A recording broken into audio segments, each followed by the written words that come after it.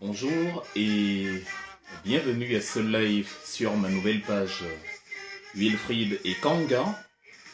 Je vous souhaite une excellente année 2023 à tous.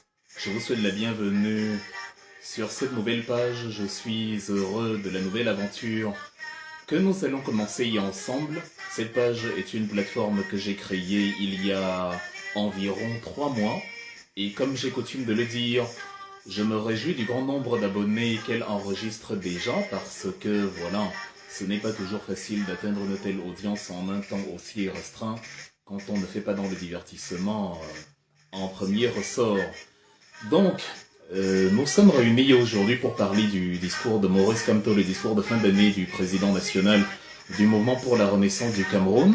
C'est une vidéo que j'avais prévu de faire le 1er janvier en parallèle avec celle sur le discours totalement absurde et vide de Paul Biya.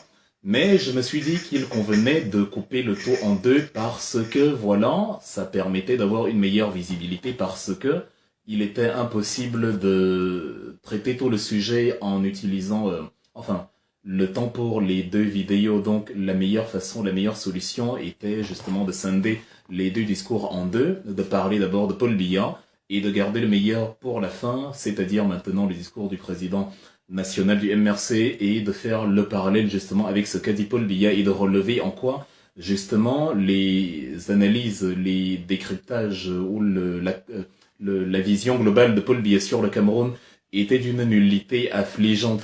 Alors le président du mouvement pour la renaissance du Cameroun s'est exprimé le 31 décembre 2022. Vous souhaitez ses meilleurs vœux pour l'année 2023.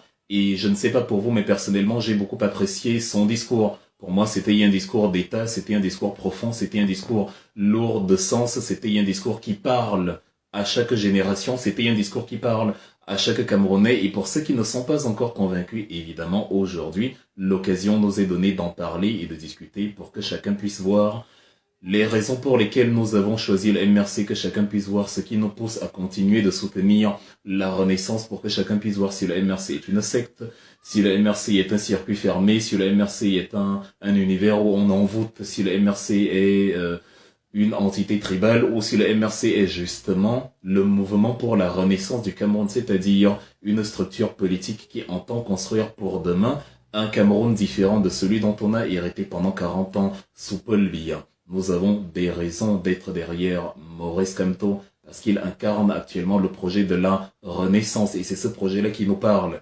Et puisque la personne qui justement incarne ce projet, en tout cas puisque la personne qui est à la tête de ce projet incarne en même temps les idéaux de ce projet, évidemment, nous suivons le MRC. Donc, une fois encore, bienvenue à ce live streaming qui a commencé avec un léger décalage. Ce n'est pas grave, les uns et les autres pourront se connecter au fur et à mesure. La page étant encore relativement jeune, je vous invite justement à partager cette vidéo auprès de vos amis, auprès de votre entourage, auprès de vos abonnés, parce que ce que nous allons dire est d'une grande importance. Donc, voilà, la qualité y est supérieure à la quantité. Je possède une page Wilfried et Kanga officielle d'environ 200 000 abonnés, mais que j'ai préféré mettre de côté, que je n'utiliserai plus, parce que j'entends opérer justement d'une façon nouvelle, avec plus de profondeur, avec plus de série, avec plus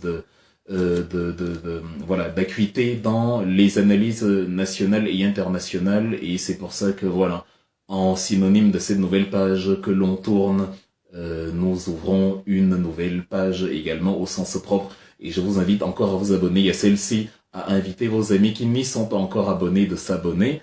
Et maintenant voilà, avec les quelques personnes qui sont avec nous, on peut commencer justement à parler du discours du président du mouvement pour la renaissance du Cameroun. Ce qui m'a plu d'entrée de jeu, en tout cas, ce n'est qu'un détail, mais c'est plutôt amusant, c'est la durée du discours en lui-même. Je me suis amusé à faire des parallèles métaphysiques où je disais, ben voilà, le discours dure 33 minutes, c'est un peu comme s'il voulait nous rappeler l'année de naissance de Paul Biya, 1933. J'ai toujours dit que c'est la même année où Adolf Hitler a pris le pouvoir, c'était en janvier. Paul Biya viendra au monde quelques instants plus tard, quelques jours plus tard, le 13 février, 13. Les chiffres parlent d'eux-mêmes, ce n'est pas étonnant Si le Cameroun est aujourd'hui dans le marasme dans lequel il se trouve, c'est-à-dire même dans le domaine métaphysique, le fils de catéchiste qu'on nous a mis à la tête du Cameroun en nous disant que c'est Dieu qui l'avait choisi, nous a malheureusement apporté l'enfer. Vous avez écouté le discours de Biya, si vous avez écouté, moi je l'ai pas écouté, je l'ai lu, mais dans les grandes lignes, dans les points saillants de son discours, vous voyez que il ne répond pas de ses actes, il ne vous parle pas de son bilan, il ne vous explique pas pourquoi les choses qu'il avait annoncées ne se sont pas réalisées. Donc, pour des besoins d'ouverture, de profondeur, j'ai voulu parler d'abord de Paul Biya, et maintenant on peut parler de Maurice Kamto sans que personne ne dise oui mais vous demandez la démocratie mais vous n'écoutez pas les deux partis. Bon, nous avons donc écouté les deux partis et on retient de Paul Biya que alors qu'il n'a pas fini l'autoroute Morada-Banga-Koseri, alors qu'il n'a pas fini de reconstruire Ikondo Titi, Moyoka, Boyabamenda et consorts, alors que les complexes ne sont devenus que des stades, tout ce qu'il y a de plus simple. Il vous annonce qu'il y a un chemin de fer de 540 km qu'il va construire, il y a un pipeline de 20 km qu'il va construire. En fait, il s'est toujours mis dans la tête qu'on construisait des infrastructures par décret. Donc, c'est parti pour les 50 prochaines années. Vous n'allez rien voir du tout comme résultat parce qu'il incarne le néant absolu. Nous n'allons donc pas parler de Paul Biya aujourd'hui. Nous allons parler de notre président national. Alors, le président national, Maurice Kamto, lui, il a une vision évidemment plus proche de la vision que nous avons quand nous parlons du Cameroun. Ça fait que d'entrée de jeu, les premières choses que Maurice Kamto fait, c'est qu'il remarque la situation désastreuse dans laquelle le Cameroun se trouve. Et je crois qu'on n'a pas besoin d'être magicien pour constater que ce pays a franchi les cimes de la misère la plus profonde pour un pays qui se veut émergent. On est en 2022, mais quand vous regardez la progression du secteur informel, quand vous regardez le déficit de la balance commerciale, quand vous regardez la hausse générale des prix, quand vous regardez la souffrance de la ménagère quand elle fait ses courses, quand vous regardez les pénuries des denrées de première nécessité, il faut être totalement cinglé pour prétendre que le Cameroun se porte bien. Et malheureusement, les cinglés, les foutriquets, il y en a énormément parmi nous. Et Paul Biya est le premier des foutriquets qui justement vous dit des choses qui n'ont ni queue ni tête, lui et son gouvernement. Donc Maurice Kamto, lui, dans sa lucidité, il nous parle justement de la problématique de la situation camerounaise sur tous les plans où le pays est justement les deux genoux à terre. Il commence dans son discours par présenter le fait que depuis 3 ans, à peu près, nous sommes de nouveau pris la corde au cou par le Fonds monétaire international. Et c'est la vérité. Je crois que ces derniers temps, on n'en a que trop parlé. Quand on a évoqué la problématique des fonds Covid, en parlant de Ferdinand Ngongo qui nous doit énormément d'argent sur sur le budget que le FMI avait envoyé il y a quelques mois, 185 milliards de francs CFA qui étaient alloués justement à l'achat du matériel pour protéger les concitoyens de la crise sanitaire et tout. On n'a pas vraiment vu les kits, les masques, on n'a pas vraiment vu la logistique que le gouvernement a déployée, mais 180 milliards ont disparu. Par la suite, le FMI a lancé justement une enquête où il a demandé au gouvernement de lui expliquer où sont partis les fonds. Et le gouvernement a toujours été incapable de lui fournir la réponse. Et non seulement le gouvernement ne fournit pas la réponse, mais vous voyez bien que les membres du gouvernement, les biaïstes, vous narguent. C'est-à-dire, ils se félicitent d'avoir détourné les fonds. Ils se félicitent du fait qu'ils restent impunis. L'impunité dans laquelle nous baignons, il y a quelqu'un qui vous dit depuis 40 ans qu'il va punir les coupables, mais on se rend compte que les seuls coupables qu'il punit sont ceux qui veulent s'attaquer à son pouvoir. Allez demander à Titus Ejo, allez demander à Michel Thierry à Tangana, allez demander à Edgar Allan Bengo, allez demander à tous ces gens-là si ils ont été enfermés pour détournement de fonds, ou alors parce qu'à un moment donné, on a ouï dire, a été dit que ils entrevoient de, concurrencer Paul Biya sur le fauteuil suprême à la tête du Cameroun. Et donc, les Camerounais en tout cas le gouvernement camerounais ayant sublimé le vol, a créé un système où on est content de ne pas avoir été puni d'avoir volé, ou c'est bien d'avoir volé, ou quand le FMI vous réclame justement son dû, vous ne lui répondez pas et vous dites à ceux qui demandent justice, à ceux qui veulent la transparence, vous leur dites bon, à Chokangongoli, comme on dit au Cameroun, c'est-à-dire bien fait pour vous, vous ne perdez rien pour attendre, vous attendrez longtemps parce que le FMI ne va rien nous faire du tout. Donc le FMI nous a mis la corde au cou et Maurice Kamto, lucide comme il l'est, il déplore précisément cet état de fait-là. où il dit que le Cameroun dans lequel nous vivons est un Cameroun qui nous rappelle le Cameroun des programmes d'ajustement structurel sur les 20 dernières années et même au-delà. Donc, il évoque dans cette situation-là où, en plus du fonds monétaire, en plus des 185 milliards que le Fonds monétaire international nous a octroyé, vous avez déjà dans ce qu'on appelle la facilitation de crédit rapide. C'est l'une des clauses du FMI. On appelle cela le FCR, la facilité de crédit rapide qui permet au FMI à un moment donné de débloquer certaines sommes pour des pays qui ont besoin d'assistance, pour des pays pauvres, qui se croient émergents mais qui sont pauvres, qui se croient émergents. Et justement, en mai 2020, le Cameroun avait déjà bénéficié d'un décaissement de 226 milliards de francs CFA. C'est 226 milliards de francs CFA. Donc, on ne sait pas où c'est parti. Aujourd'hui encore pour le Covid, vous avez 185 milliards de francs CFA. Et sans compter le Covid et le FCR, dont la facilité de crédit rapide, vous avez aussi l'une des clauses supplémentaires du FMI qui concerne justement les pays hors CG comme le Cameroun, et qu'on appelle le FEC, la facilité élargie de crédit, qui permet à ces pays d'avoir justement accès à certains crédits au sein du FMI. Mais Maurice Kamto n'est pas dans la naïveté dans laquelle ont été les dirigeants précédents, ou dans laquelle nous a plongé un système de malfrats comme le système biaïste, de croire que on a des gens qui nous aident, de croire qu'on a des partenaires qui nous aiment et qui nous aident. Non. Allez lire les travaux de Joseph Stiglitz, un économiste européen qui justement a énormément travaillé sur l'impact des programmes d'ajustement structurel sur l'économie de nos pays. Il va vous faire voir que les programmes d'ajustement structurel n'ont précisément jamais conduit à une quelconque indépendance, de nos pays d'Afrique. Et donc, si on si on plonge encore tête baissée dans les aides que nous octroie le FMI, évidemment, on va encore se retrouver plus que actuellement, on va encore se retrouver plus en profondeur dans un état d'asphyxie respiratoire. Parce que quand le FMI vous octroie une aide, vous avez une contrepartie. Vous avez, vous devez obéir à certaines injonctions. Vous perdez, à chaque fois que vous avez une aide supplémentaire des puissances occidentales ou alors des structures internationales, vous perdez une part de votre souveraineté. Parce que celui qui donne ne vous donne pas pour rien. C'est pour ça que, au début, en 1994, lorsque le FMI décide de venir à la rescousse du Cameroun, on pousse le Cameroun et d'ailleurs toute la région de la zone franc à la dévaluation du franc CFA.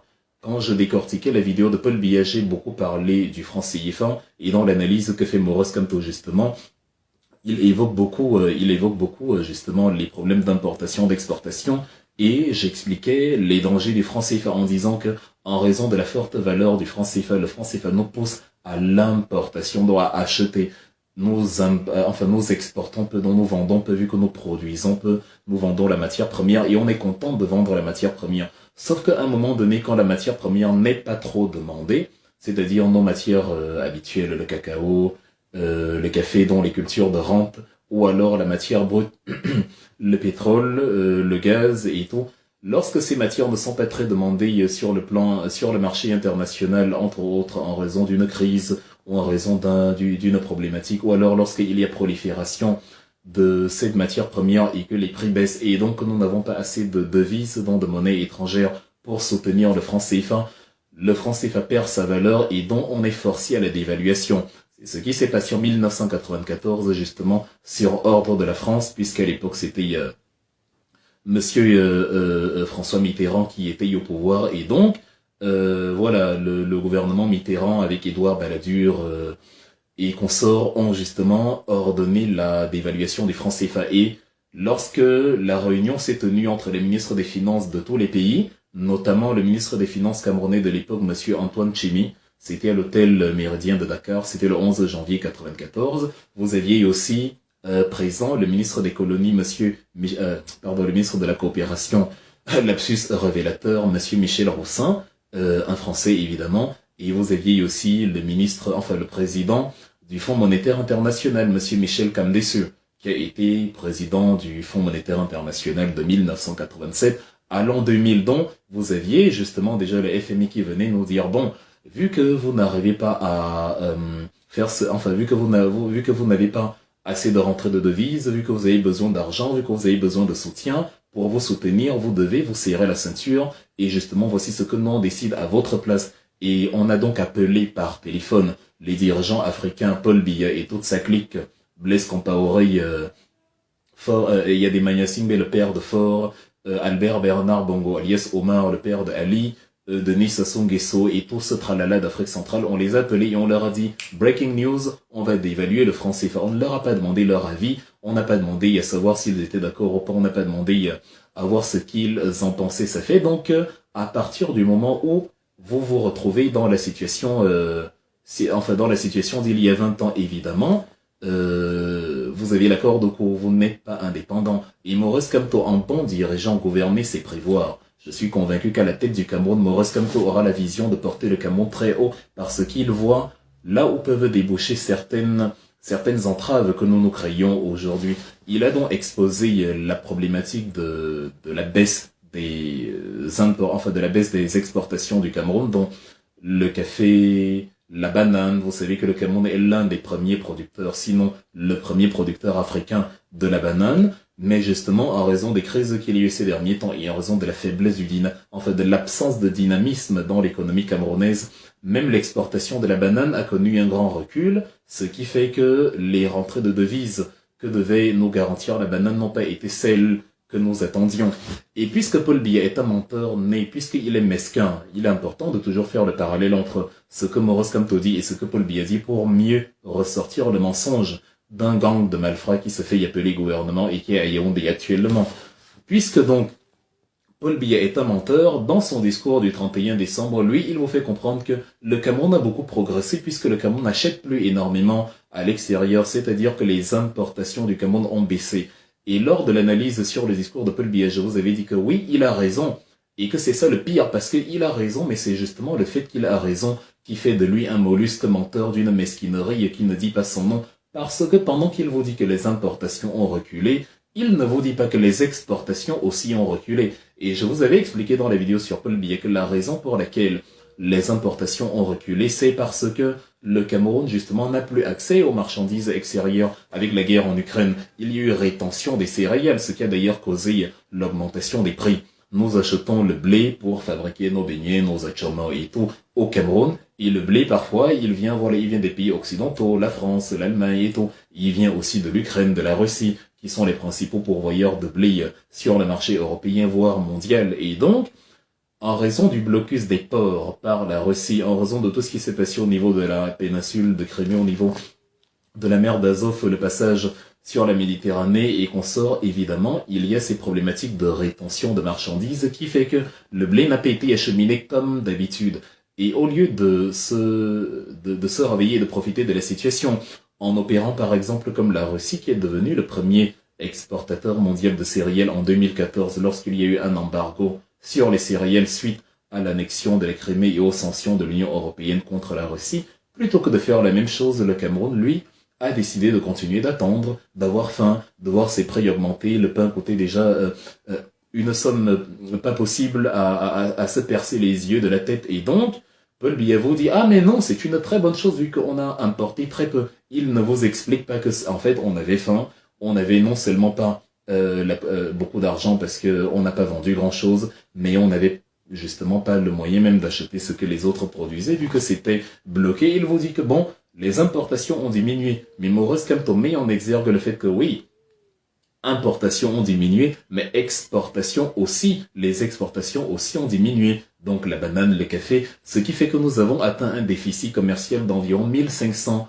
milliards de francs CFA. Là, voilà, Maurice Kamto a arrondi à 1400, mais on est près de 1470 milliards, donc on est à près de 1500 milliards de francs CFA de déficit commercial. Ça signifie que de toute façon, le Cameroun continue d'importer plus qu'il n'exporte et donc la balance commerciale est déficitaire. Vous avez 10 beignets, mais vous achetez 20 pains. Évidemment, vous êtes perdant vu que vous avez acheté plus que vous n'avez vendu. Vous vous retrouvez donc endetté, vous vous retrouvez endetté terriblement. L'un des mécanismes encore du CFA que j'aime expliquer ces derniers temps parce que il y a des gens qui vont vous expliquer jour et nuit que le franc CFA n'est pas un problème et qu'on peut se développer avec. Oui, vous pouvez vous développer en sursis, sous respiration artificielle avec le franc CFA. Mais chaque pays qui a fondé une économie son économie sur le développement à long terme ne peut pas s'hasarder à fonctionner et à miser sur le franc CFA. pour faire fonctionner son économie parce que le franc CFA empêche justement les exportations. Dans l'une des raisons pour lesquelles le franc CFA, enfin l'une des raisons pour lesquelles le Cameroun n'a pas beaucoup exporté ces derniers temps, c'est parce qu'il est, enfin, n'exporte pas beaucoup de toute façon, c'est parce qu'il est sous assistance respiratoire, sous une monnaie qu'il ne contrôle pas. Parce que quand la monnaie est forte, vous ne produisez pas grand-chose. On aurait pu donc profiter de la crise du Covid, de la crise et de toutes les crises qu'il y a eu pour produire quelque chose dont le monde aurait eu besoin. Et pour vendre ce quelque chose à des prix que nous aurions décidé, on aurait peut-être, si on était en situation de monopole, décidé d'augmenter considérablement la valeur du franc CFA pour vendre ces produits-là plus cher et acquérir le maximum de devises possible. Et on aurait pu, si on était en situation non pas de monopole mais de concurrence, vendre ces produits-là moins cher pour avoir des prix plus compétitifs que justement ce que fabriquent les autres. Mais évidemment, puisque nous n'avons pas la souveraineté sur notre monnaie, voilà, cette situation n'a pas été rendue possible et donc, n'ayant que très peu de choses à exporter, à partir du moment où ces choses que nous avons à exporter ne sont pas très demandées à travers le monde, nous nous retrouvons dans une situation, voilà, de pénurie de devises et donc de déficit public, où la balance commerciale est terriblement déficitaire parce que nous vendons bien moins que nous n'achètions. Voilà donc la problématique parce que voilà, dans l'évaluation, dans ce que Maurice Kamto évoque par la suite quand il dit nous avons une dette publique à 44% du produit intérieur brut, il dit surtout le problème n'est pas la dette en elle-même, le problème c'est sa nature toxique, c'est-à-dire c'est quel type de dette que nous avons. Et j'aime bien, je vous ai dit, je suis convaincu que Maurice Kamto à la tête du Cameroun produirait de bons résultats parce que son analyse se base sur les considérations économiques réelles de notre quotidien avec une projection d'avenir. Parce qu'il anticipe sur le fait que quand il va dire que la dette est à 44%, il y a des gens qui vont se lever et dire que oui, mais les États-Unis sont endettés à 150%, la France est endettée à 98%, c'est vrai. Donc Maurice Kamto ajoute que le problème c'est la nature de la dette, elle est surtout toxique, c'est-à-dire ce n'est pas une dette comme celle que nous observons dans les pays industrialisés qui est injectée dans l'économie nationale et à partir de laquelle des retours peuvent être générés qui permettent non seulement de garantir l'emploi, mais aussi de fournir éventuellement une crédibilité par rapport aux dettes futures que ces pays vont contracter. Je prends donc un exemple d'un pays comme la France, que je viens d'évoquer, qui a 98% de déficit budgétaire. Évidemment, la France, je sais pas, le PIB de la France, il y a à peu près de 3000 milliards d'euros. Le PIB, la dette publique de la France est de 2900 milliards de dollars ou d'euros. Bon, c'est plus ou moins la même chose. C'est fait qu'il n'y a pas de grand écart entre la dette publique et le déficit. Il y a près de 100%, mais ça ne pose pas vraiment de problème à la France et elle reste une grande puissance parce que en retour, à défaut de rembourser sa dette, elle garde sa crédibilité parce que son économie est soutenue. Vous avez par exemple les Américains qui ont décidé d'acheter les prochains TGV fabriqués par Alstom, une société française. Joe Biden a dit qu'il va investir 100 milliards sur le rail américain parce que les lignes à grande vitesse ne sont pas très développées aux États-Unis et donc Joe Biden a dit on va se mettre sur le rail, sur des trains qui vont à 300 km/h ou ce genre de choses. Ça n'existe pas aux États-Unis comme c'est le cas en Europe actuellement. Et donc, l'un des constructeurs phares en Europe, sinon le meilleur, avec l'allemand Siemens, c'est Alstom justement qui fabrique le matériel roulant et qui va justement voilà, le vendre aux Américains et la France va récupérer 100 milliards de dollars. C'est donc un pays comme la France peut s'endetter, mais justement, l'argent est injecté dans l'économie pour justement permettre aux opérateurs économiques de créer la richesse et de générer de la valeur ajoutée. Ça fait que même si vous ne remboursez pas la dette parce que ce sont des pays éternellement endettés, là n'est pas le problème. De toute façon, sans la dette, il n'y a pas d'économie. On dit ce sont les crédits qui font les impôts et les dépôts et non les dépôts qui font les crédits. Donc, la banque vous prête d'abord de l'argent. La banque vous prête d'abord de l'argent avant que vous ne déposiez cet argent dans la banque. C'est pas vous qui générez de l'argent de nulle part et déposiez à la banque, non. Quand on crée l'argent, on le donne à une banque commerciale et la banque vous le prête, vous l'opérateur économique. Maintenant, vous déposiez à la banque une partie de cet argent, avec l'autre partie, vous créez de la richesse et maintenant, à partir de la valeur ajoutée de la richesse que vous avez créée, vous remboursez le crédit que la banque vous a octroyé. Mais c'est d'abord le crédit qui a fait le dépôt et non le dépôt qui a fait le crédit. Donc, dans le même ordre d'idée, les pays sont endettés toujours et toujours, vu que au début de l'économie, on va chercher de l'argent dans une banque. Et donc, les pays sont endettés, c'est normal. Mais les pays conservent leur crédibilité quand l'argent qu'ils ont contracté est utilisé justement pour créer de la valeur, pour créer de la richesse. Et c'est comme ça qu'opèrent justement les grandes puissances. C'est pour ça que vous avez dans ce qu'on appelle la notation financière, le fameux triple A, c'est-à-dire la capacité d'un pays justement à être crédible et à rembourser ses dettes ou du moins à être crédible du point de vue de sa monnaie. Ces trois agences internationales qui s'en chargent, elles sont toutes américaines pour les plus connues, justement le Standard & Poor's, le Moody's et le Fitch & Rating. Ce sont ces trois-là qui t'attribuent la note la plus haute, le A. Si le Standard & Poor's t'a attribué le A, bah tu as un A. Si le Standard & Poor's et le Fitch & Rating t'ont attribué chacun un A, tu as un double A. Si le Standard & Poor's, le Fitch & Rating et le Moody's t'ont attribué chacun un A, tu as donc ce qu'on appelle le triple A, dont un pays très crédible économiquement comme l'Allemagne qui a un triple A, le Japon qui a un triple A, et après il y a des pays, qui ont leurs problèmes évidemment, l'économie a ses problèmes sur le terrain, la France, les États-Unis, tu vas leur donner un double A, mais ce qui est déjà énorme vu que le Cameroun il est à C, à C-, il faut descendre. Vous êtes à C-, faut déjà rêver à B, B-, B+, et maintenant rêver à A-, et maintenant rêver d'avoir un jour les triple A avec un Paul Biya. Nous sommes plutôt en train de nous acheminer vers le Z. Voilà donc l'excellente lecture que Maurice Kamto fait de la réalité camerounaise. Et voilà, il vous dit que non, c'est faux de penser que la situation va bien et que que le Cameroun progresse vers l'émergence, ce type d'ineptie que Paul Biya raconte. Vous avez donc justement Maurice Kamto qui vous dit par la suite que vous pouvez constater vous-même ces évolutions sur le plan de la dégradation du tissu économique qu'il est en train de mentionner. Il dit que le SMIC, il évoque le SMIC qui vous touche, chers Camerounais, vous qui touchez le SMIC chaque matin, il dit voilà, le SMIC n'a pas augmenté au-delà des 37 000 francs CFA. Vous vous souvenez, le ministre du Travail et de l'intégration sociale ou sexuelle, Monsieur Grégoire Oronaki, vous dit que c'est très bien que, de la sécurité sociale ou sexuelle, bref, qui vous dit que c'est très bien d'évoluer avec 36 000 francs CFA, un argent qui sert au nettoyage du museau de son chien chaque matin. Il vous explique que vous pouvez vivre avec cet argent-là comme salaire minimum interprofessionnel garanti le SMIC.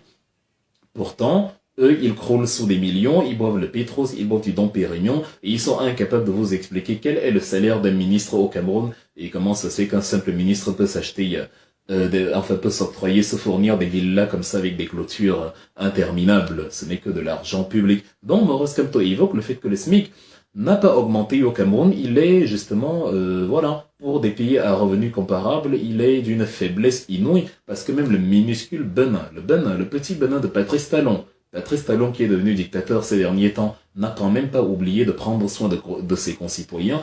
Il a augmenté le SMIC, qui était déjà plus élevé que le Cameroun. Le petit Benin avait déjà un SMIC plus élevé puisqu'il était à 40 000 francs. Le SMIC au Benin était à 31 000 francs en 2014. En 2014, il était revu à la hausse, il était à 40 000 francs. Ce qui signifie en d'autres termes que depuis 2014, donc avant même la guerre du Nozo, le SMIC au Benin était déjà supérieur au SMIC du Cameroun, de plus de 3 000 francs. Maintenant, il a encore augmenté, il est à 52 000 francs en moyenne. Et vous allez voir des secteurs d'activité au Benin, vous allez trouver un SMIC à 150 000 francs, et ainsi de suite. Donc, le Cameroun est en train de crouler sous le ridicule, alors que des pays, justement, à niveau comparable, sont en train de se frayer un chemin vers l'émergence. Donc, et voilà, c'est ça la réalité camerounaise. Et un président, ou quelqu'un qui se veut président, qui se dit président, la première des choses qu'il a à faire, c'est de dresser un bilan, de présenter le pays tel qu'il est, et non de vous dire que non, tout va bien. Paul Biya vous explique que la croissance est à 3,8% et que c'est meilleur que les 3,6% de 2021. Mais qui crée la croissance? Je vous ai parlé dans la vidéo sur Paul Biya de Orange Cameroun, par exemple, qui, grâce à vos transactions ou Orange Money, Mobile Money, tout, grâce à vos transactions financières, se fait environ 900 millions de francs CFA chaque année. C'est-à-dire, c'est le principal, il détient à lui seul 70% de vos transactions financières. Les autres se partagent le reste. Et donc, ces entreprises étrangères-là, les Bolloré, les Orange, les Carrefour, tous ces gens-là qui viennent se remplissent les poches sur votre sol, et on vous explique après que non, l'économie se porte très bien vu que, regardez, le taux de croissance a augmenté de 5% en 2022. Un adulte, on ne peut plus prendre un adulte et l'embobiner avec cette histoire de taux de croissance. Ça ne veut rien dire. Le taux de croissance doit se vérifier sur le panier de la ménagère. Mais si vous savez que tout à l'heure, en essayant de faire vos courses, vous avez crié et vous avez maudit tous les dieux que vous connaissez, c'est que, évidemment, on ne peut pas vous parler de croissance économique puisque la croissance économique du papier ne se reflète pas sur votre quotidien, alors que justement la seule croissance économique à considérer, c'est celle qui, voilà, vous touche de lundi à dimanche. Et donc dans l'analyse que le président national fait, il vous dit que voilà, aucun pan par la suite, il dit qu'aucun pan n'a été négligé, aucun pan du pays n'est épargné par justement le marasme économique qu'il évoque. Et là, on peut vous parler de la vignette automobile. La vignette automobile qui a connu une inflation de près de de plus de 100% pour la plupart des types d'automobiles. C'est-à-dire, on vous explique en fonction des chevaux, il y a une augmentation, la vignette de 15 000 et il y a 30 000, la vignette de 25 000 et il y a 50 000, donc 100% sur ce type de vignette. Les vignettes de 50 000 sont à 75 000, donc elles ont quand même augmenté de 50%. Les vignettes de 100 000 sont à 150 000, donc elles ont augmenté d'environ 33%. Donc voilà, les vignettes augmentent en partant du tiers jusqu'au double. Les vignettes ont augmenté donc en moyenne de 100% pour un pays qui dit que tout va bien dans le meilleur des mondes et qui dit qu'il a su contenir l'inflation, votre président de la République. Celui que vous appelez le dormeur des taudis, le dormeur de Genève, vous explique que l'inflation se situe à un niveau beaucoup plus bas que sur la moyenne mondiale. Pourtant, l'inflation sur la vignette automobile, sur le pain, sur beaucoup de denrées de première nécessité, elle a littéralement explosé. Les produits, les viandes et les graisses ont connu des augmentations d'une moyenne de 9% à 15%, des choses comme ça. Mais on vous dit non, on fait une moyenne en calculant, en y ajoutant des produits dont vous vous foutez royalement et que vous ne consommez pas, et on divise par la totalité des produits répertoriés dans le fichier national, et on vous dit que non, ça va, l'inflation, elle n'a que coûté, elle n'a augmenté que de 3,5% ou ce genre d'ineptie pour embobiner les esprits faibles. Alors que la réalité est là, et la réalité vous la vivez tous les jours. Pour ceux qui sont dans la diaspora, tu veux faire ton passeport, on te dit il est à 168 €. Quand tu veux faire le passeport camerounais, il est à 168 €, 110 000 francs. Et là, ce sont les frais officiels. Tu vas aller à l'ambassade du Cameroun à Berlin, à Londres, à Bruxelles. On va te dire que pour les demi-photos, on ne veut pas tes demi-photos. Les demi-photos que tu as ramenées de chez toi, de la maison, ne sont pas bonnes. Il faut les vraies demi-photos de l'appareil là-bas à l'ambassade. Et le crétin qui va te faire les demi-photos à l'ambassade va utiliser un appareil totalement désuet. Tu vas lui demander, mais c'est pas possible. Donc si avec cet appareil-ci, que vous avez refusé mes demi-photos, que j'ai fait dans un véritable studio homologue et un studio avec des véritables structures et un découpage professionnel, si avec cet appareil-ci là, et ils vous demandent de payer en liquide, forcément, vu que ce n'est pas répertorié, donc ils vont empocher, ça devient un business, une économie parallèle.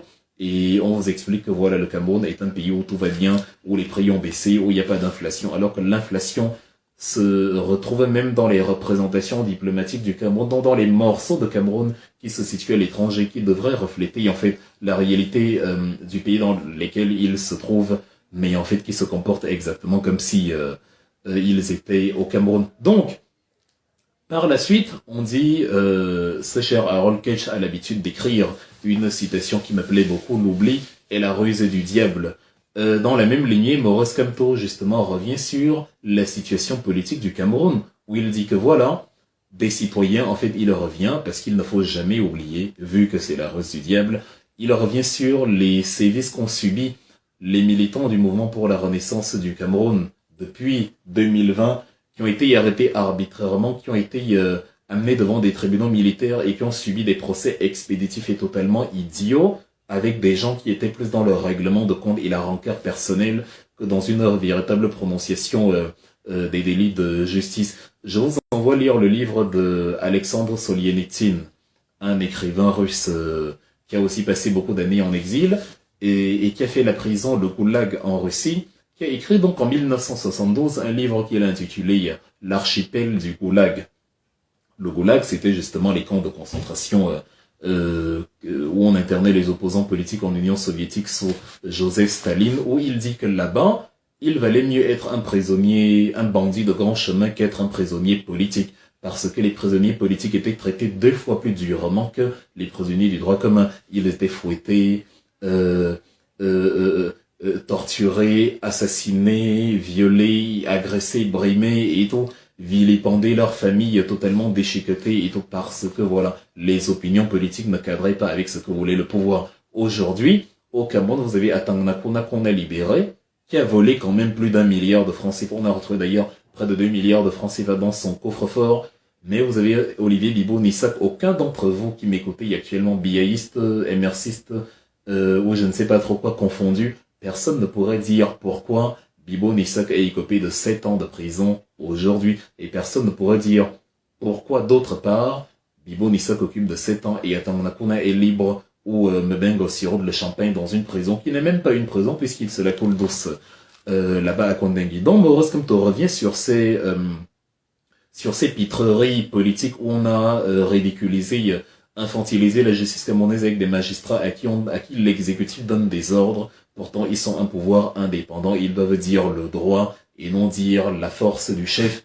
Parce que voilà, il y a le poste qu'ils doivent conserver, où il y a la menace policière, la menace administrative, ou que sais-je encore. Donc, Maurice Kamto revient dessus et il dit que voilà, on a arrêté, on a torturé, on a brimé des gens, et il rappelle notamment un cas que vous avez peut-être oublié, mais qu'il ne faut pas oublier, le 7 avril 2022, la mort de Rodrigue Ndageo, dans les prisons de Niobel à Douala, arrêté depuis 2020 dans le cadre des marches pacifiques. Il y a sa femme, il y a sa famille à la maison, on l'arrête, on l'incarcère, on le met dans des prisons infestes où il n'y a aucune salubrité malgré la résurgence de l'épidémie de choléra. C'est-à-dire, au Cameroun, on pense que comme on vous a mis en prison, vous n'avez plus de droits. Pourtant, même les criminels, même les Salah Abdeslam, regardez dans les prisons européennes,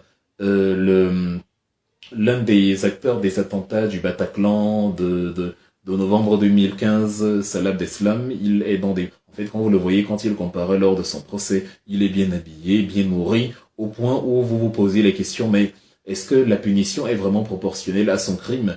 Il est condamné à perpétuité et tout, mais bon, mis à part la privation de liberté, vous avez l'impression qu'il vit plutôt bien. Il mange bien, il n'est pas torturé, donc on continue de regarder l'aspect droit de l'homme, malgré que ce soit un tueur en série. Ce cher Rodrigue Ndageo, comme beaucoup de personnes avec lui, n'ont tué personne, n'ont fait de mal à personne. Ils ont juste dit qu'ils n'aiment pas la politique de Paul Biya.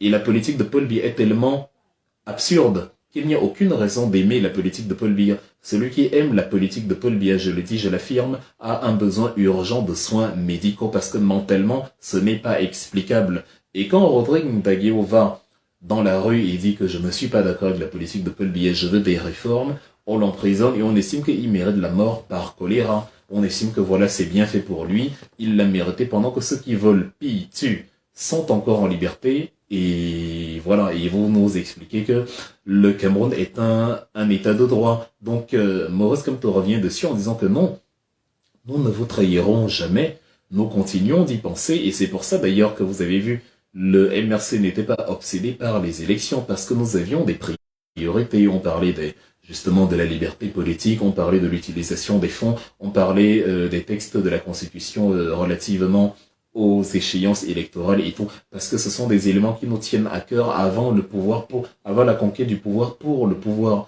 Une conquête où justement on va profiter de notre faiblesse politique pour affaiblir le parti en octroyant 2-3 postes et le tour est joué. Non, nous avons tenu à montrer aux Camerounais que ce qui nous intéresse avant tout, c'est le bien-être des Camerounais, c'est le combat pour les Camerounais, avant même que nous ne soyons au pouvoir. La politique n'est pas une science électorale. La politique est une science de l'activité quotidienne. Il faut être quotidiennement inspiré, quotidiennement agissant. Il faut toujours faire quelque chose pour autrui quand on est un parti politique en dehors et dans le pouvoir. C'est quand vous le faites en dehors que vos concitoyens se rendent compte que quand vous aurez le pouvoir, évidemment, vous serez à même de porter haut les destinées de la nation puisqu'ils voient déjà ce que vous faites alors que vous n'avez pas et l'argent des impôts et le pouvoir administratif de décider de la destinée des Camerounais. Donc, voilà, et maintenant, nous devons éviter le transfert de culpabilité, parce que dans le siège de ce que Maurice Kamto dit, il vous rappelle qu'en fait, Ce sont les biaïstes, c'est le gouvernement qui commet des crimes, c'est le gouvernement qui commet des exactions, c'est le gouvernement qui est un gouvernement de bandits, de malfrats, de brigands. Ce n'est pas à vous, ce n'est pas à nous que vous devez dire « Ah oui, mais à cause de vous, Rodrigue vous a suivi, il est mort et tout. » Ça, c'est la folie, en fait.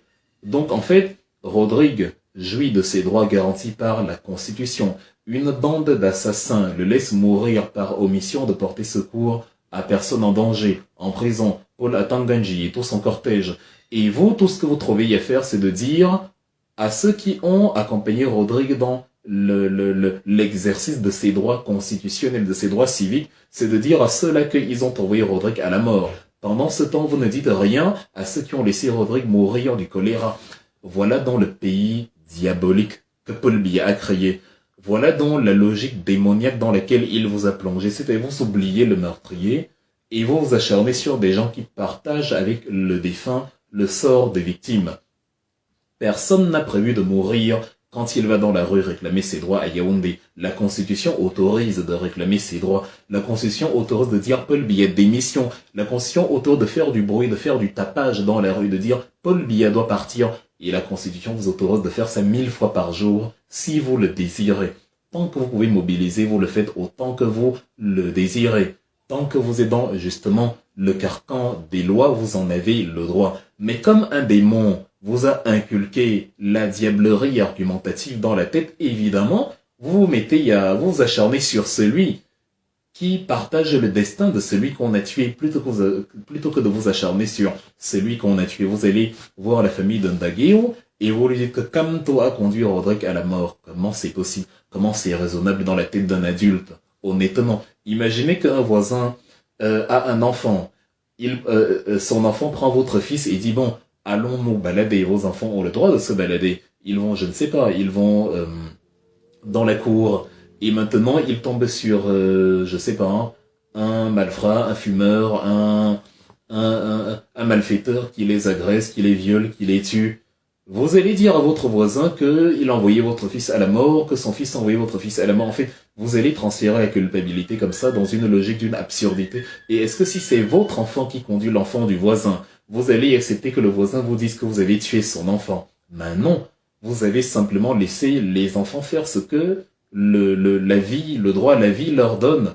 Ils ont le droit de s'amuser, d'aller jouer dans la cour. Ils ne font de mal à personne en plein jour. Ce n'est pas parce que quelqu'un va les assassiner qu'il a raison de les assassiner. Le même cas de figure se passe avec Rodrigue Ndageo, et par la plus grande des sorcelleries, vous avez des Camerounais qui vous disent que Kamto a envoyé, le MRC a envoyé Ndageo à la mort, envoyé Bibou Nissat en prison. Vous ne connaissez même pas la constitution du pays dans lequel vous résidez. Vous ne savez même pas que vous avez des droits civiques et politiques. Vous ne savez pas que vous avez la latitude de jouir de ces droits-là. Et que, justement, même la Charte africaine des droits de l'homme et des peuples et les conventions internationales des Nations Unies qui sont au-delà de la loi camerounaise, selon le principe des conventions internationales, vous ne savez pas qu'elles vous octroient ces droits-là. Vous êtes privé volontairement de droits, et c'est pour ça que vous ne savez pas ce qu'est la vie, et que vous approuvez les assassins, et que vous félicitez justement qu'ils aient assassiné des gens.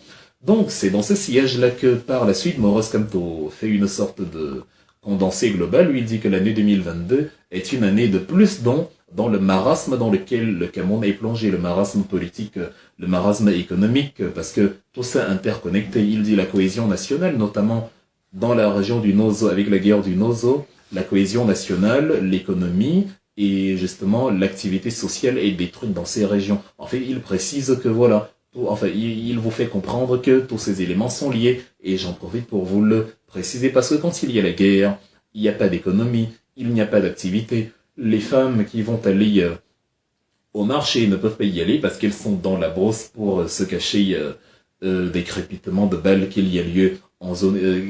ont lieu en zone urbaine. Les hommes qui vont, je ne sais pas, au bureau, au champ, la CDC, il y avait ses principaux arcanes là-bas, qui était le premier employeur privé, justement, de la République, après l'État, qui est un employeur public. Justement, elle a été découpée en morceaux parce que, à cause de la guerre, il n'y a pas d'activité réelle, et donc, les choses ne reprennent pas dans la guerre, en brigade tout un pan de l'économie. Et vous avez quand même des gens qui vous disent que tout va bien dans le meilleur des mondes, on ose des gens qui ne mettront jamais les pieds là-bas. Votre Nkoukouma vous a dit que non, la situation est relativement sous contrôle. La meilleure façon de vérifier que la situation est sous contrôle, c'est qu'il aille là-bas. C'est qu'il aille là-bas. C'est qu'il aille là-bas. Qu'il aille à Baminda, qu'il aille à Mouyuka, qu'il aille à Batibo, qu'il aille dans les Bialem, qu'il aille à Ikondotiti, qu'il aille justement dans ces régions-là où les gens vous expliquent que c'est invivable ici, ou quand il y a un policier qui va là-bas, il supplie sa famille que s'il vous plaît, mutez-moi d'ici. Enfin, trouver un moyen pour qu'on m'enlève d'ici et tout, parce que je ne peux pas y rester. Quand vous envoyez un Joseph Marin Botozé là-bas, il vous dit que non, il n'a pas envie d'y aller. Pourtant, lui-même vous a expliqué en amont que tout allait bien dans le septentrion, donc non. Non et non, bien sûr que non. Ça fait donc que la réalité, la réalité est différente de ce que Paul Biya nous décrit. Et comme au MRC avec Maurice Kamto, on préfère épouser la réalité des choses, le président national vous fait comprendre donc il est important justement que toutes ces affaires prennent fin parce que 2022 qui vient de s'achever n'a été qu'une année supplémentaire dans le marasme sociopolitique du Cameroun. Et à côté de ça, il évoque ce que Paul Biya n'a pas évoqué, vu qu'il était quelque part dans l'espace, bien sûr. Il dit que même en zone urbaine dans la région francophone, où tout semble aller bien, où tout devrait y aller bien, il y a une insécurité qui est induite par la précarité. Et justement, c'est un cycle, c'est un cercle vicieux. La précarité crée l'insécurité. La logique de Paul Biya, par exemple, a toujours consisté à regarder les effets plutôt que les causes. Tout à l'heure, je parlais des prix élevés du passeport à l'ambassade et de toute l'escroquerie administrative organisée dans les ambassades du Cameroun. Vous avez regardé les activistes qui, en 2019, ont vandalisé les ambassades. On a dit que c'est Maurice Kamto qui leur avait donné cet ordre. Vous n'avez pas remarqué que eux, ils sont en train, justement, de s'insurger contre et la politique barbare des autorités camerounaises envers leurs concitoyens sur le terrain là-bas où ils tirent sur des Camerounais, sur l'escroquerie justement qui est organisée. Ils lancent l'alerte, c'est-à-dire ils tirent la sonnette d'alarme pour que l'opinion publique voit ce qui se passe justement dans ces institutions. Mais comme vous avez été éduqué à regarder l'aval et non l'amont, alors que c'est l'amont qui crée l'aval, évidemment vous avez une lecture politique hors sujet de tout ce qui a lieu dans votre pays. De la même façon, dans le cadre de l'insécurité au Cameroun, que ce soit les microbes, que ce soit tout ce que Maurice Kamto a évoqué, les massacres entre les Mosgoum et les Arabes Shoah, souvenez-vous, en décembre 2021, début décembre 2021, tous les massacres qu'il y avait eu lieu entre les bergers et les pêcheurs, entre les différentes communautés, ou même les exactions, les quelques incursions de Boko Haram auxquelles on a affaire de temps en temps, tout ça a un dénominateur commun, la précarité, l'insécurité vient justement du manque. Quand il n'y a pas, les gens sont prêts à tuer pour avoir. Si je suis à Berlin aujourd'hui, je peux me lever avec mon iPhone, je peux me balader dans la rue à Berlin à 3 heures du matin. Le risque que je me fasse arracher l'iPhone, il est très faible. Parce que même dans les quartiers pauvres en Allemagne, les gens ont quand même un iPhone, ils ont quand même la possibilité de manger quelque part, même au resto du cœur, il y a quand même beaucoup d'alternatives. Mais au Cameroun, justement, si je me balade avec mon iPhone dans certains quartiers à 3 heures du matin et même parfois à 19 heures, même parfois en pleine journée, je risque fort de me le faire arracher parce que comme les gens ont faim, comme les gens n'ont rien, ils se disent je vais arracher cet appareil, ce bijou, ce collier, je vais y aller le vendre et avec le produit de la vente, je vais me remplir les poches. Donc voilà la différence. De la même façon, qu'est-ce qui fait que Boko Haram puisse recruter les jeunes au Cameroun ou puisse recruter... en tout cas, qu'est-ce qui fait que les cellules terroristes puissent recruter tout court? Il n'y a rien de nouveau sous le soleil, tout ça obéit à la même structure, c'est-à-dire la précarité. À partir du moment où une cellule terroriste arrive dans un village et voit des enfants qui n'ont rien, ils sont prêts justement à être enrôlés, quelle que soit la somme qu'on leur présente. Vous allez voir des milieux où l'enfant va vous dire bon, on nous a donné des bonbons, on nous a donné on nous a donné des chewing-gums, on nous a donné un paquet de biscuits, on nous a donné 200 francs, on nous a donné 1000 francs, des choses comme ça parce que voilà, on surfe sur la misère pour les enrôler dans ces structures barbares et donc pour vaincre dans l'insécurité. Il ne s'agit pas de faire comme Biya et de dire que les microbes sont les plus méchants de la Terre, il s'agit simplement de dire qu'il faut attaquer le mal à la racine. Il s'agit d'aller creuser là où, justement, l'insécurité prend ses origines et à partir de là, on va résoudre le problème. Si c'est la misère, on crée des pôles économiques qui, justement, endiguent la misère et justement, comme tout est lié, il faut produire, créer la richesse. Et comme il faut produire et créer la richesse, il faut avoir une monnaie et donc une économie autonome. Et pour avoir une monnaie et une économie autonome, il faut lutter contre l'assujettissement et l'esclavage monétaire dans lequel nous nous trouvons aujourd'hui. Des gens vous disent que non, le franc CFA n'est pas un problème, mais ce sont les mêmes gens qui vous disent, ah oui, il y a des agressions à Yaoundé, il y a voilà de l'insécurité et tout, mais ça vient d'où? Ça vient de la misère, et l'une des causes de la misère, c'est l'échafaudage monétaire, l'enchevêtrement monétaire qui fait que nous sommes liés à des entités au-dessus de nous qui ne nous laissent pas définir, et avec même des dirigeants qui ne veulent même pas qu'on les laisse définir parce qu'ils sont incapables d'une gestion autonome. C'est pour ça d'ailleurs qu'on veut les remplacer. Alors Maurice Kamto, justement, énumère tout ça et vous dit que ce n'est pas une question de méchanceté, c'est une question de précarité. Gardez à l'esprit, ce sera toujours une question de précarité. Ensuite, il mentionne autre chose, outre les affrontements entre les communautés. Il mentionne des affaires de viol dont sont victimes les femmes. Je me souviens de Thomas Sankara qui faisait savoir une société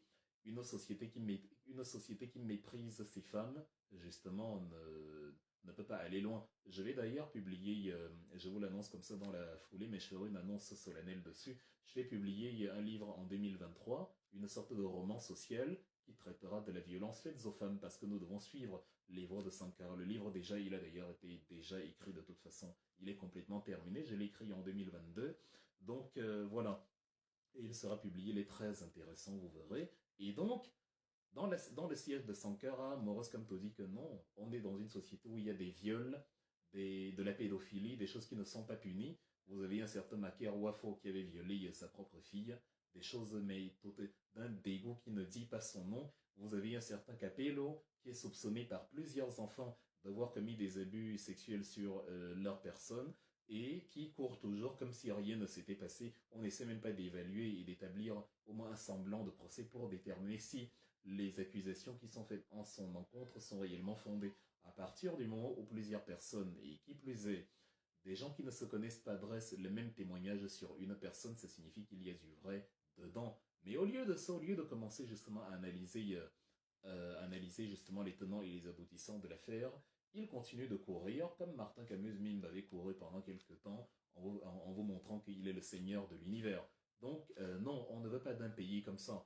Et nous avons justement en Maurice Kamto, en le MRC, nous avons une structure politique qui fait ce que le gouvernement en place devrait faire, mais ne fait pas. C'est-à-dire penser aux Camerounais, penser au réel des Camerounais, à ceux qui arrivent aux Camerounais. Biya vous dit Kongongo, Atanganji, Manauda Malachi, Madeleine Chunte et tout ça iraient en prison, mais aucun d'eux n'est en prison.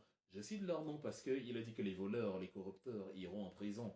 Mais Atanganji nous a volé l'argent du Covid, du SCSI. Ceux qui disent que où est l'audit de Maurice Kamto, demandez aussi, quand vous demandez l'audit, demandez aussi à Atanganji, parce qu'il a près de 20 millions de francs CFA qu'il a totalement bloqué à Freeland First Bank et qu'il doit nous rembourser dans le cadre de l'opération Survey Cameroun Survival Initiative et nous n'avons toujours pas retrouvé la trace de ces fonds.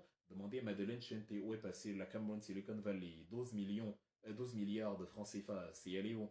Demandez à tout ce monde-là où sont passés la Sotramas, comme pourquoi la Semerie ne produit pas assez de riz, voilà, pourquoi la Sonara n'est pas réhabilitée, pourquoi le tourbillon des Douala n'est pas fini, pourquoi les stades ont coûté 3000 milliards, et ainsi de suite. Demandez-leur tout ça. La Paul Biya dit qu'ils iraient en prison, mais ils n'y vont pas. Et justement, le Cameroun, c'est un pays de l'impunité. On nous explique que cela ne pose aucun problème. Capello ne pose aucun problème. Vous, c'est Capedo, Caspermo, vous le savez, mais Olivier Bibo-Nissak, Alain Foguet et Rodrigue Ndagueo sont le plus grand danger du Cameroun. Et eux, ils doivent aller en prison et mourir même s'il le faut. Parce que sans eux, pas de détournement, pas d'assassinat, pas de microbes, pas de Boko Haram, pas de guerre au Nozo. C'est Bibo-Nissak qui a causé la crise anglophone. Voilà donc le pays malade dont parlait Jean-Marc. Et là, voilà le pays totalement, mais perverti, pollué, dont nous allons hériter parce qu'un individu obsédé par sa quête de pouvoir n'aura pas su diriger avec les moyens énormes et totalement splendides qu'Amado Idjo lui avait légués en 82 et qui aurait permis au Cameroun de tutoyer aujourd'hui la Chine, Singapour, Taïwan, la Corée du Sud, Hong Kong ou encore le Vietnam. Donc, voilà. Mais on a un président qui pense justement au Maurice Kamto, qui pense justement aux Camerounais. Il a entre autres évoqué la tragédie survenue en mai dernier, en mai 2022 à Bibé. non le de Nangue-Boko, c'est dans la Haute-Sanaga, dans la région du centre, et qui avait coûté la mort à une dizaine de personnes. C'était un avion qui appartenait à la Cameroon Oil Transportation Company, la COTCO, bon voilà, parce qu'il y avait des Camerounais dedans, et même s'il n'y avait pas des Camerounais dedans, c'était sur le territoire camerounais, et c'était voilà, une dizaine d'êtres humains qui y ont perdu la vie. Il est important de leur rendre hommage. Paul Biya, lui, il a rendu hommage à Pelé, le Brésilien. Il va rendre hommage à Benoît XVI, qui est mort le 31 décembre. Il va rendre hommage à, je ne sais pas, à la reine Elisabeth. Mais il n'est pas très au courant quand des gens meurent dans son pays. Non, ça ne l'intéresse pas beaucoup. C'est pour ça qu'il a rendu compte à Emmanuel Macron du grand dialogue, mais qu'il n'était pas là dans ce fameux dialogue-là même. C'est pour ça que si Rodrigue meurt, il s'en fout, ce n'est que Rodrigue. Mais s'il y a un éboulement quelque part en France dans une campagne de l'Hexagone et qu'il y a une petite fille qui perd la vie, il va écrire mes sincères condoléances au président Emmanuel Macron pour le drame que vous avez eu. Voilà. Donc, c'est dans ce cadre-là que dans le sillage de son allocution, Maurice Kamto fait le bilan de la longévité de Paul Biya au pouvoir. Il commence à mentionner la durée. 40 ans. Et tout à l'heure, je vous ai dit que lorsque j'ai regardé le discours et que j'ai vu qu'il durait 33 minutes, je me suis dit, mais c'est comme si Maurice Kamto voulait faire un clin d'œil justement à l'avènement même de Paul Biya en ce monde. 1933, l'année où Hitler accède au pouvoir comme par hasard, il est né un 13 février, le chiffre maudit, comme par hasard, et c'est pour ça que le Cameroun est dans le marasme dans lequel il se trouve. Et non content d'être né un 13 et d'être né en 1933, voilà Paul Biya qui fait 40 ans au pouvoir. 40 ans au pouvoir. Maurice Kamto dit, bon, j'ai l'impression que justement dans son pouvoir, il veut simplement montrer qu'il peut. Et Maurice Kamto de demander dans son allocution, il veut le démontrer à qui et pourquoi.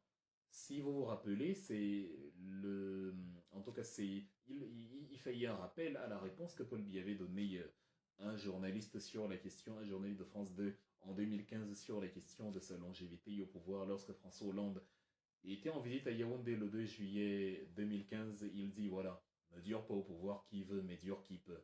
Donc en fait, il est là pour vous montrer qu'il peut. Ok, il peut rester au pouvoir. Sauf qu'on ne te demande pas si tu peux rester au pouvoir. On te demande si tu peux développer le Cameroun, si tu peux créer un tissu économique, si tu peux permettre au Cameroun de produire 35 millions de tonnes de riz, comme le Vietnam l'a fait en exploitant les deltas du Mekong. Plutôt que de construire des ponts absurdes sur le Vouri, où tu as des ponts collés qui n'ont pas de sens avec le même carrefour, est-ce que tu peux utiliser l'embouchure du Vouri, je sais pas, jusqu'à Manoka ou I don't know, pour faire justement une mangrove géante dans laquelle, un marais géant dans lequel le riz va pousser, un territoire qui va permettre au Cameroun d'obtenir son autonomie, son autosuffisance alimentaire, notamment en céréales, parce qu'avec ce riz, avec ce manioc, on peut faire la farine avec tout, même la patate, on fait la farine. Donc voilà, est-ce que tu peux prouver, est-ce que tu peux gouverner le Cameroun en utilisant son potentiel économique pour en faire une grande nation?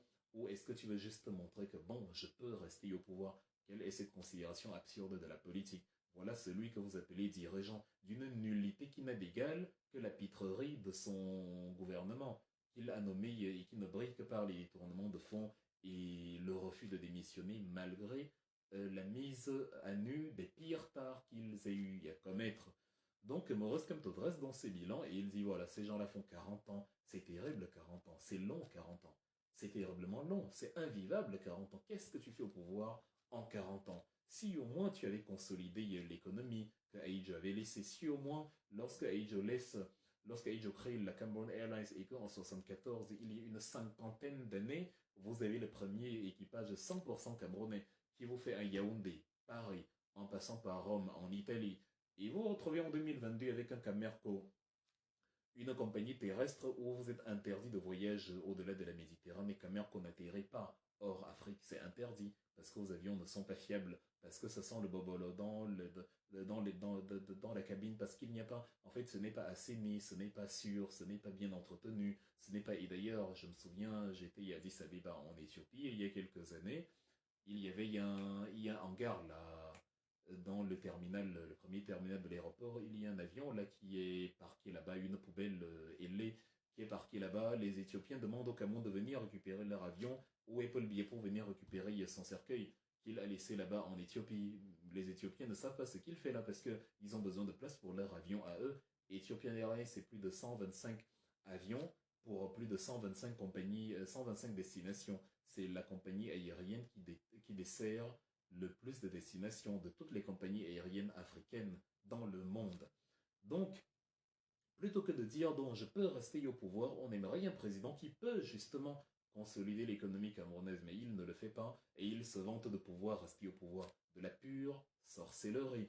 Donc Maurice Kamto le dit et dit que bah, 40 ans, mais qu'est-ce que c'est? Tu veux prouver à qui que tu peux quoi? Tu veux prouver à qui et pourquoi? Même en Russie, là où Poutine, on dit que c'est un dictateur à vie et tout, Poutine a au moins eu l'intelligence de partir d'abord. Il a pris le pouvoir en 2000, lorsque Boris Eltsine a démissionné, et il est parti 8 ans plus tard, en 2008.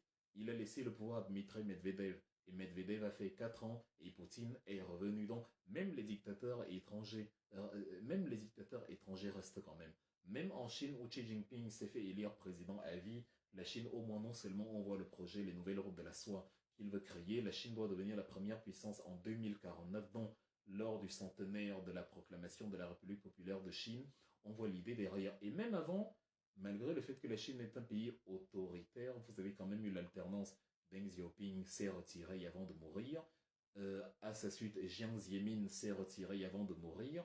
Après Jiang Zemin, Hu Jintao s'est retiré avant de mourir. Et voilà Xi Jinping qui est là. Peut-être que même lui, il va se retirer, même s'il s'est fait élire à vie. À un moment donné, les dirigeants chinois ont l'habitude de laisser la place aux jeunes. Même Mao Zedong, à partir de 1966, après sa révolution culturelle, n'était plus activement en fonction. Ce sont justement ces seconds qui dirigeaient la bande des quatre.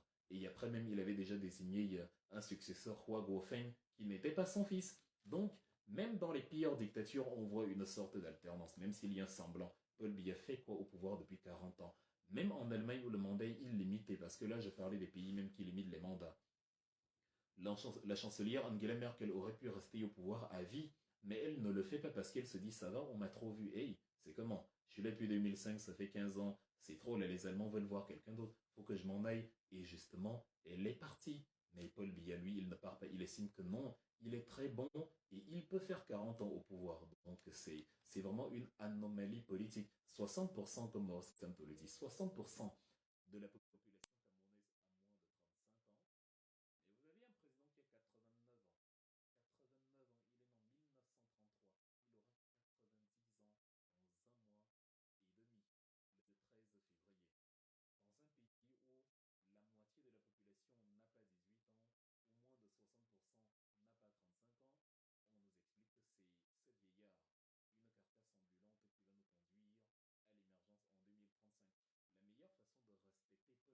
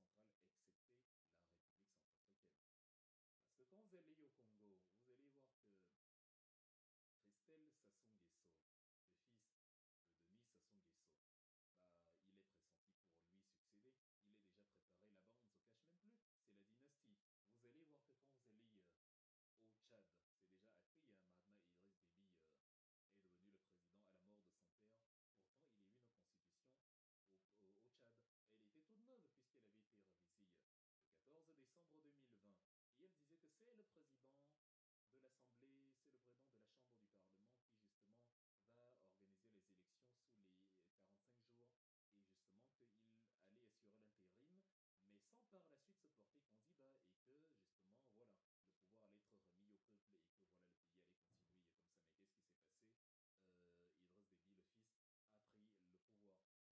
continuer comme ça. Mais qu'est-ce qui s'est passé? Idriss Déby, le fils, a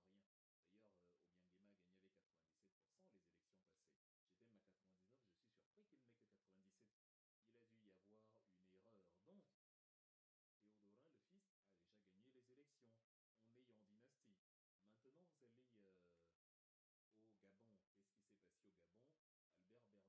Guinée équatoriale. Théodorin Obiangema n'attend que la mort de son père pour devenir président de la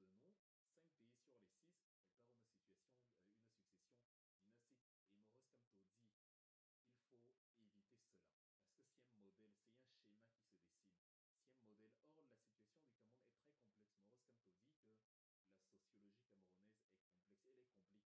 n'y aura rien. D'ailleurs, Obiangema a gagné avec 97% les élections passées. J'étais à 99, je suis surpris qu'il n'ait que 97. Il a dû y avoir une erreur. Donc,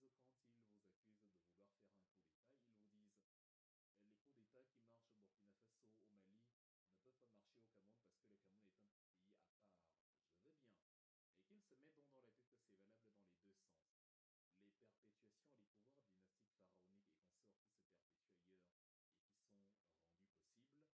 Albert Bernard Bongo est mort en 2009. Ali Bongo Ondimba a pris le pouvoir à la suite de son père. Donc voilà. Autour de nous, 5 pays sur les 6 préparent une succession dynastique. Et Maurice Kamto dit qu'il faut éviter cela. Parce que c'est un modèle, c'est un schéma qui se dessine. C'est un modèle. Or, la situation du Cameroun est très complexe. Maurice Kamto dit que la sociologie camerounaise est complexe, elle est compliquée. Il y a beaucoup de choses qu'on a cru que ça allait marcher ailleurs. Ça n'a pas marché au Cameroun. Les biaistes vous disent, quand ils vous accusent de vouloir faire un coup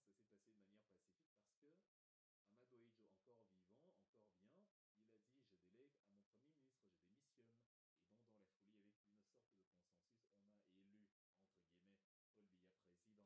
Paul Biya président. Mais là, on assiste à la première véritable transition au Cameroun. Donc, on ne sait pas ce que ça va donner. Maurice Kamto dit quelque chose de fondamental. Il dit pour les puissances internationales qui voudraient se mêler des affaires du Cameroun, il est plus facile et moins coûteux d'ailleurs, même pour ces puissances-là, de gérer un code électoral, en tout cas l'organisation d'un dialogue national avec code électoral consensuel, que de gérer une crise politique terrible avec des morts, une guerre civile et toutes les convulsions que ça entraîne. Donc, la communauté internationale est appelée à se joindre au MRC pour justement la réforme du code électoral, comme le demande le MRC. Et c'est ce qu'on vous disait depuis le début quand on disait que l'MRC va aller aux élections, certes, mais à aucun moment ça ne signifie que nous avons abandonné le combat pour le plan national de résistance. À aucun moment ça ne signifie que nous avons croisé les bras et qu'on dit que bon voilà, on va aller aux élections et on va gagner. Non, on n'est pas naïf, on continue de se battre. Les élections, c'est en 2025.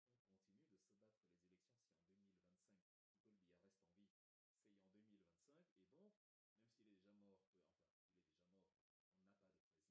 Et si l'homme Paul Biya reste en vie jusqu'en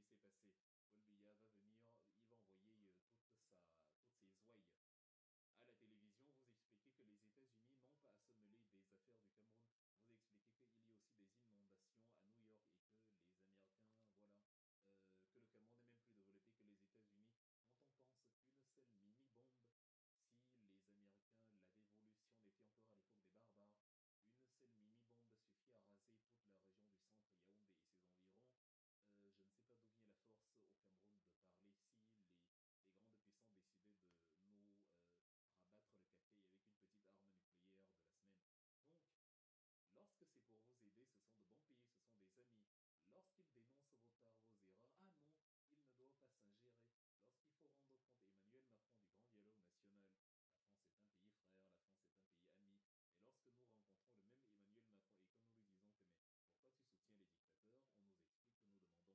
un pays ami. Et lorsque nous rencontrons le même Emmanuel Macron et que nous lui disons que mais pourquoi tu soutiens les dictateurs, on nous explique que nous demandons Macron, nous demandons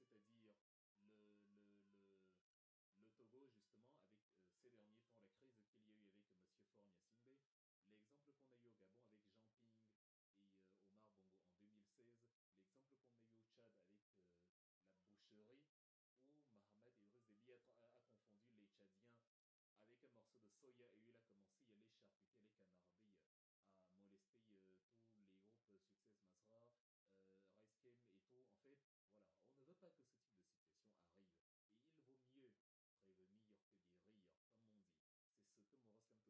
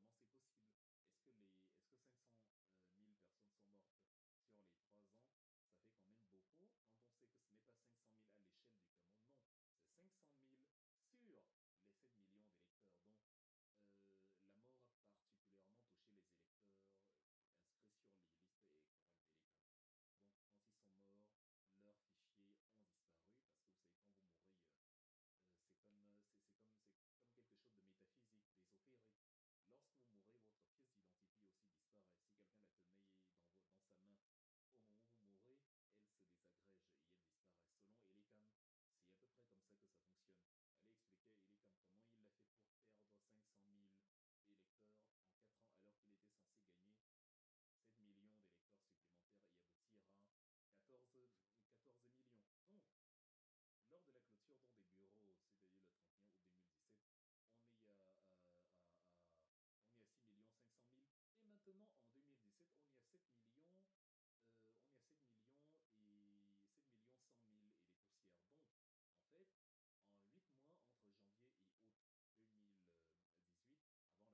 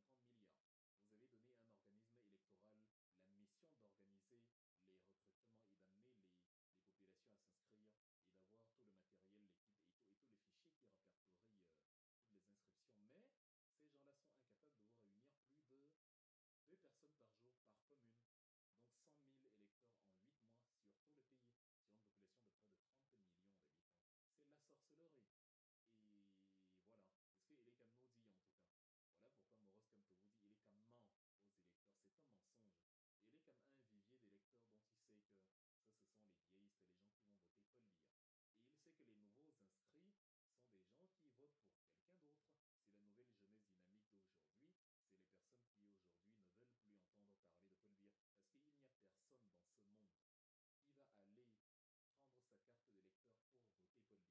On a besoin de 200 personnes, on va se partager, on va donner 20 000 à chacun, voilà, c'est un peu comme ça que ça s'organise. Donc, mais non, maintenant le RDPC ne recrute personne. Et donc, elle est en complicité avec le RDPC parce que c'est une antichambre. C'est un peu comme le Sénat, l'institution la plus inutile du Cameroun, qui prend d'ailleurs 16 milliards de francs CFA. Pour 2023, c'est le budget du Sénat, 16,13 milliards de francs CFA. Donc, pour 2000, voilà, en 2018, Elecam n'a recruté que 100 000, il n'a recruté que 100 000 personnes. Et donc, aujourd'hui, en 2022, on est à environ 7 200 000 personnes. Donc, ça fait que nous avons gagné à peu près encore 100, 200 000 personnes depuis 2018. Mais bon, si on prend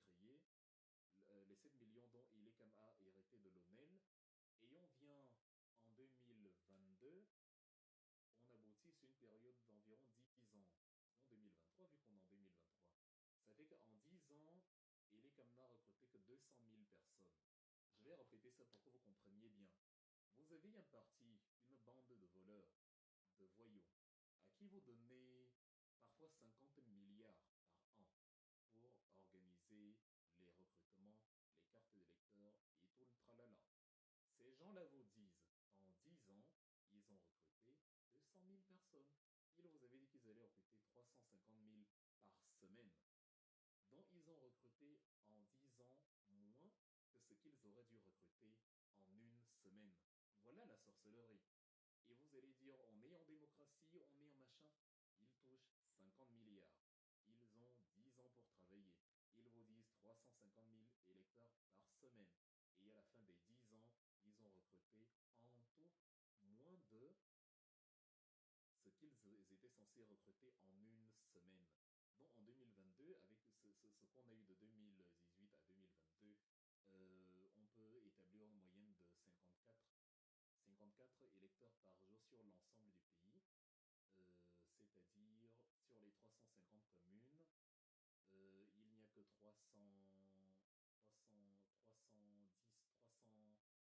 316, 306 communes qui, voilà, enfin, il y a 54 communes qui ont des électeurs et 306 communes qui ne voient aucun électeur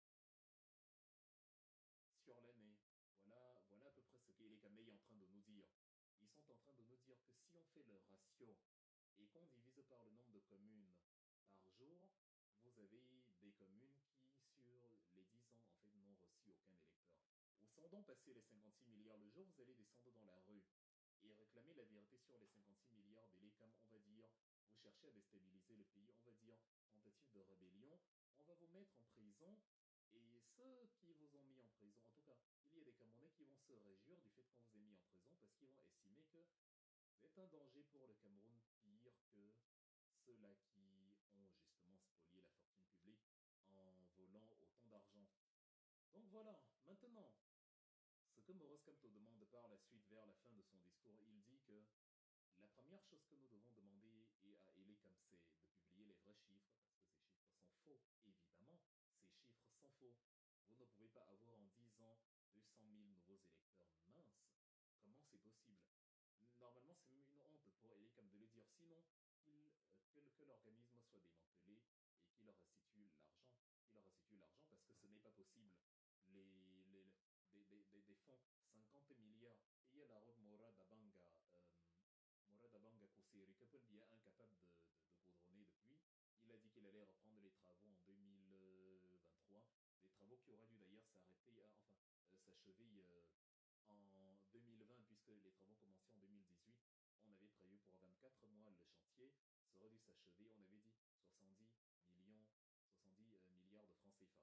Maintenant, on vous donnez 50 milliards à Elecam pour recruter 200 000 personnes. C'est-à-dire ce que même des vendeurs à la sauvette ont, ont eu plus de 200 000 clients sur les 10 ans.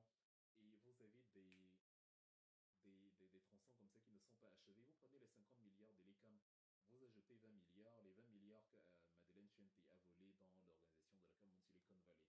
Vous finissez la route Morad à Bangako Seri, vous mettez tout Elecam et Madeleine Chuente en prison et toute sa clique, et voilà, le Cameroun fait un pas vers l'émergence. Si on fait ça, le Cameroun a fait un pas vers l'émergence. Mais comme on est dans le trou, et que les démons n'aiment que le trou, évidemment, ils restent dans le trou. Et ils vous disent que ça sent très bon, le trou, la poubelle, les latrines, ça sent très bon. Restons dans les profondeurs des abîmes. Que c'est ça qui va développer le Cameroun.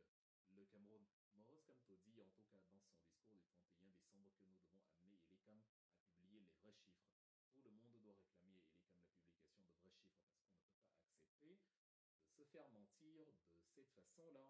Ce n'est pas possible, ce n'est pas tenable. Et donc, on doit mener dans la folie aussi les administrations à produire des cartes d'identité. Ce cher Fondiko Daouda, puisqu'il ne faut jamais oublier, car l'oubli est la ruse du diable, a été molesté, tabassé, a abandonné sa femme parce qu'il était incarcéré, et sa femme a perdu la vie. Une femme qui attendait un enfant, elle a perdu la vie parce que voilà, il ne pouvait pas, il n'était pas à ses côtés, il n'était pas, voilà, il pouvait pas assumer justement la contrainte de l'accouchement et tout. Voilà, ils ont encore tué quelqu'un après avoir tué Fondiko, après avoir tué Rodrigue Bagueo, après y avoir tué Amido, ils ont tué Fondiko. Ils tuent comme ça tout le temps, tout le temps, tout le temps. Ces gens-là que vous appelez excellents, des tueurs en cravate. Excellence, excellent, parce qu'ils vous donnent un peu d'argent. Excellence, excellent. Vous êtes incapable de les mettre face à leurs démons. Vous êtes incapable de contribuer à la construction d'un pays réel. Quand je dis vous, je parle des billéistes. Je ne m'adresse pas aux acteurs de la Renaissance qui nous écoutent et qui ne demandent qu'à participer justement à l'émulation vers le changement. Je parle de la clique de billéistes envoûtés par une médiocrité qui a fini par s'imprégner dans leur cerveau et par devenir la norme dans leur tête, dans leur existence. Donc, demandez aux autorités de produire des cartes cartes d'identité parce que nous avons besoin des cartes d'identité pour justement produire les cartes d'électeurs. Mais la ruse justement du pouvoir dirigeant, quand il ne procède pas par la stagnation des chiffres, il procède par l'accaparement justement de vos fichiers pour vous empêcher justement de vous enrôler et d'avoir des cartes d'électeurs. Toutes ces ruses-là, on doit justement y mettre fin. Et par la suite, Maurice Kamto demande que soit opéré un recensement au Cameroun. Parce que nous sommes un pays qui ne connaît pas sa population. Mais imaginez, vous ne connaissez pas. Vous êtes, je ne sais pas, s'il y a 100 personnes qui regardent cette vidéo, et qu'on vous demande quelle est la population du Cameroun, vous serez incapable de fournir les chiffres vu que vous ne les savez pas. Si je demande à chacun en coulisses quel est le chiffre exact de la population du Cameroun, si vous êtes 100, on aura 100 versions différentes parce que chacun a sa population. Hier, on était 25 millions. Ce matin, à 10 heures, on était 30 millions. Tout à l'heure, à 18 heures, on était 28 millions. Bref, personne ne sait. Parfois, on est même 35 millions. Il y a des gens qui ont dit qu'on est 50 millions parce qu'on n'a pas compté les habitants de son village et qui sont très nombreux dans son village. Donc, le Cameroun ne connaît pas sa population. Un autre aveu de sorcellerie. Le Cameroun n'est que sorcellerie.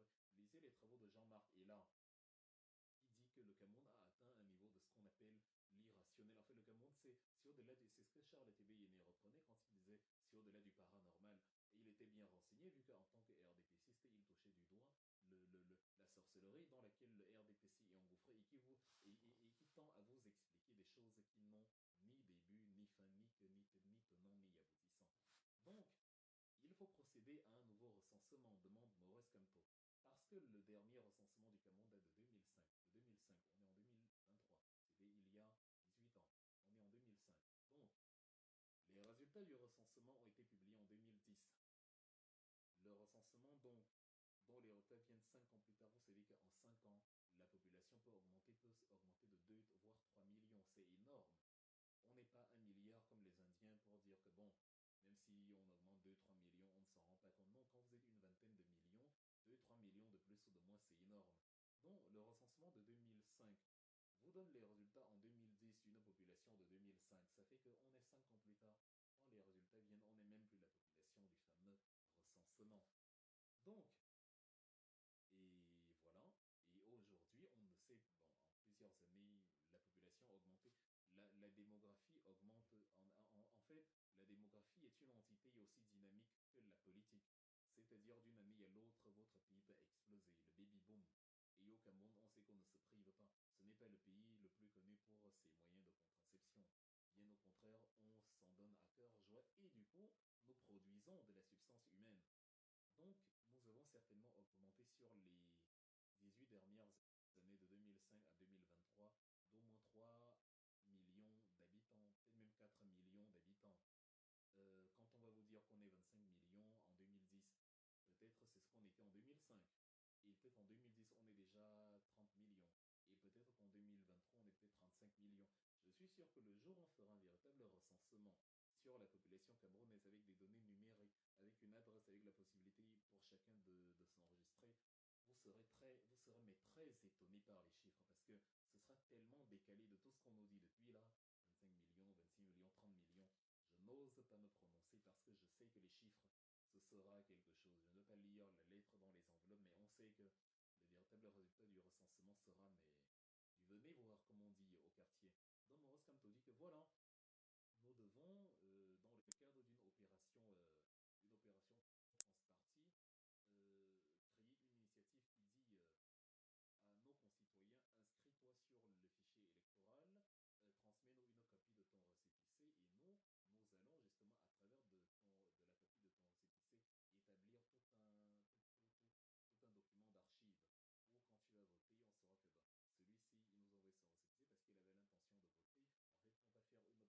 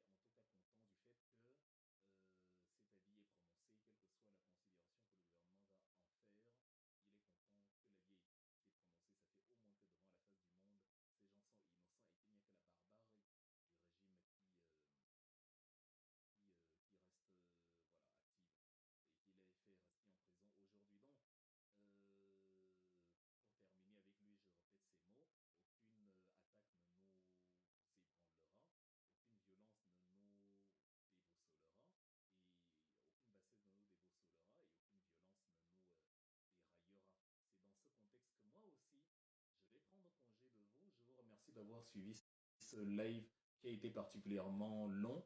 Je vous quitte avec l'hymne de la Renaissance et je profite pour vous rappeler que mon livre Tu dois t'impliquer est toujours disponible.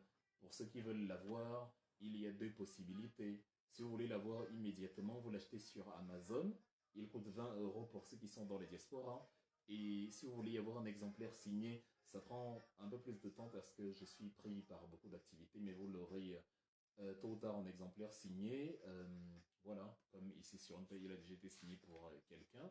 Donc, vous aurez un exemplaire dédicacé. Voilà, il est à 20 € le frais, enfin le prix du livre. Évidemment, il s'y ajoute les frais de poste et tout, mais voilà, ça dépend de la position du monde dans laquelle vous vous trouvez. Je vous invite à l'acheter autant que possible parce que il résume justement mon idée de l'implication politique, mon idée du MRC. Et vous voyez que je suis ouvert pour discuter avec vous. Je partage avec vous ce que je pense de la Renaissance. Je décortique le discours de Maurice Kamto à visage découvert pour vous faire comprendre que ce n'était pas des paroles en l'air et que tout ce qu'il a dit est défendable et qu'à un moment donné, débattre avec le RDPC, c'est plus ou moins perdre son temps. Nous préférons éduquer les acteurs de la Renaissance. Il y a des gens qui m'ont demandé pourquoi tu ne passes plus à la télévision. Bon, il y a des gens qui passent à la télévision pour le compte du MRC. Je repasserai à la télévision, c'est sûr, plusieurs fois au cours de cette année, ça c'est clair. Mais en attendant, nous sommes préoccupés par l'éducation de ceux qui veulent tendre l'oreille à la Renaissance et non quelques zouaves qu'on a payés pour venir distraire l'opinion publique à la télévision et qui ne nous laissent pas nous exprimer et présenter l'idéologie politique du MRC. Donc voilà, le livre Tu dois t'impliquer qui parle de ma campagne politique. Et en 2018 au Cameroun, j'y ai passé presque toute l'année.